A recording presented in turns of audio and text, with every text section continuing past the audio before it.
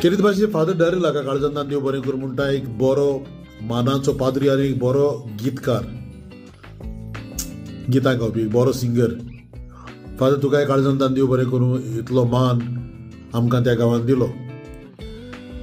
आनी सगळ्या लोकांक, जो लोक इतलोय हावसफूल शो, इतलो लोक थंयसर आसलो,